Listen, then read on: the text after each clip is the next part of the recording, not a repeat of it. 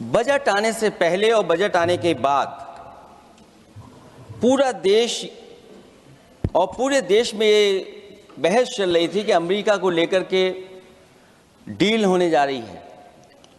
सभापति महोदय मुझसे पहले अभी जो भारतीय जनता पार्टी की माननीय सदस्य बोल रही थी, और भारतीय जनता पार्टी का ये पक्ष है कि हम लोगों ने दुनिया में बहुत सारे देशों से फ्री ट्रेड एग्रीमेंट कर लिया है। सभापति महोदय, मैं भारतीय जनता पार्टी की सरकार से जानना चाहूँगा, अभी कितने देश और बचे हैं जिससे आप फ्री ट्रेड एग्रीमेंट नहीं कर पाए हैं? कुछ ऐसे भी देश बचे होंगे शायद जिनसे आपकी इच्छा होगी कि हम फ्री ट्रेड एग्रीमेंट कर लें, और सभापति महोदय का फ्री ट्रेड एग्रीमेंट हो भी जाते हैं। जो लोग कभी रुपए के बारे में बहुत चिंता करते थे, कभी कभी उम्र से, कभी कभी दूसरे लोगों के उससे जोड़ देते थे, इतने सब फ्री ट्रेड एग्रीमेंट होने के बाद और अमेरिका से डील नहीं ढील हुई है, उसके बाद हमारा रुपया कहां पहुंचेगा? और अगर यही डील होनी थी तो 11 महीने इंतजार क्यों कराया? अगर यही डील होनी थी सभापति महोदय, तो 11 महीने किस बात का इंतजार था? हमारे कारोबारियों को या हमारे जितने भी उद्योग से जुड़े लोग हैं उनके साथ ये परेशानी क्यों? बजट पर सबसे पहला सवाल यही है कि डील पहले बनी है बजट। 500 बिलियन डॉलर का व्यापार एक तरफा, हमारे आत्मनिर्भरता कहां जाएगी? स्वदेशी नारा हमारा कहां जाएगा? हमारे देश की जनता भाजपा से कह रही है कि जहां तक हमें मालूम है डील एक तरफा नहीं होती है। क्या ये बनी वहां पहुंची यहां जहां जैसे कोई एक पक्षी मान रहा हो?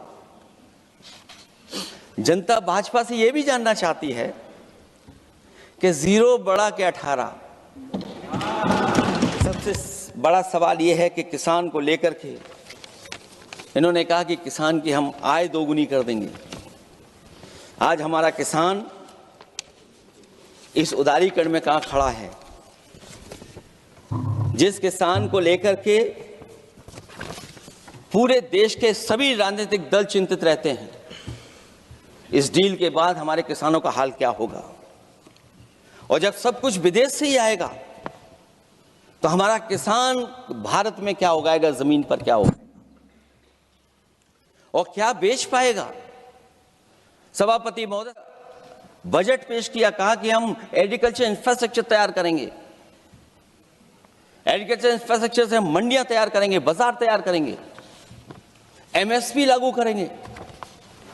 हमारे किसान जब काले कानून के खिलाफ लड़ रहे थे, बड़ी संख्या में जान चली गई, उसके बाद सरकार कहीं पीछे हटी और उन्होंने काले कानून वापस। लेकिन आज भी किसानों को जो कानूनी गारंटी मिलनी चाहिए वो अभी तक एमएसपी की कानूनी गारंटी सरकार नहीं दे पाई है। वित्त मंत्री जी के सदन के सामने स्थिति स्पष्ट करनी चाहिए कि मनरेगा एक महत्वपूर्ण योजना थी जिसमें गरीबों को ग्राम स्तर पर रोजगार मिलता था, राइट टू वर्क के अनुसार थी।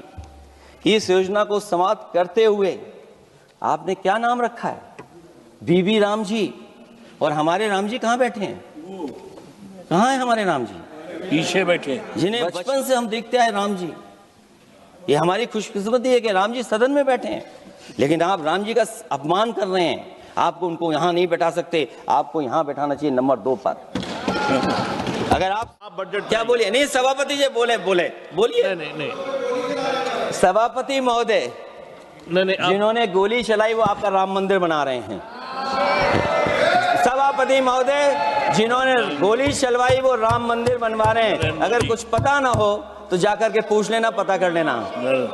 आधी अधूरी जानकारी के साथ मत आया करो यहाँ पर। अब आप बताइए सभापति महोदय, बीबी राम जी नाम बदल दिया। कहते हैं हम पिछड़े हैं। हमारे दूसरे नंबर के नेता, क्योंकि उन्हें सनातनी बनना था, अपना धर्म बदल के दूसरा धर्म लिख लिया उन्होंने। तो कम से कम पिछड़ों का तो ख्याल करिए आप। जब पिछड़ों का ख्याल करोगे तभी आपका देश विकसित बनेगा, भारत विकसित बनेगा। अगर आप पिछड़ों को छोड़ देंगे, दलितों को छोड़ देंगे, आदिवासियों को छोड़ देंगे, अल्पसंख्यक भाइयों को छोड़ देंगे, तो आप कैसे विकसित भारत बनाएंगे? एक आर्थिक बराबरी है, दूसरी सामाजिक बराबरी है। और मुझे लगता है बजट से न आर्थिक गैर बराबरी दूर हो रही है, न सामाजिक गैर बराबरी दूर हो रही है। स्वास्थ्य को लेकर के बहुत हमारा गरीब समय समय पे परेशान रहता है। स्वास्थ्य को लेकर के जो ठोस कदम सरकार को उठाने चाहिए, वो सभापति महोदय सरकार नहीं उठाती दिख रही है। और जितना भी स्वास्थ्य सेवाएं हैं वो ठप होती चली जा रही हैं। मैं उत्तर प्रदेश की बता सकता हूं, मुझे याद है सभापति महोदय, पहला जो भारत सरकार और प्रदेश सरकार को मिलकर के पहला हॉस्पिटल, मेडिकल कॉलेज शाहजहांपुर का बना था, जिस समय भारतीय जनता पार्टी के उस समय के स्वास्थ्य मंत्री और मैंने मिलकर के उसका उद्घाटन किया था। उसके बाद जो प्रचार में तो ये बहुत आगे हैं, प्रचार में तो ये कहते हैं कि हर डिस्ट्रिक्ट में हर हॉस्पिटल, हर डिस्ट्रिक्ट में एक हॉस्पिटल या मेडिकल कॉलेज। लेकिन सच्चाई तो ये है कि इन हॉस्पिटलों में इलाज नहीं है, दवाई नहीं है, ऑपरेशन के लिए कहाँ जाना पड़ता है, भटकना पड़ता है। और जिस तरीके से अभी जिन लोगों ने इंश्योरेंस या LIC में किस्त दी होगी, वो जानते होंगे कि महंगाई कम नहीं हुई है, महंगाई बढ़ी है, किस्तें बढ़ गई हैं।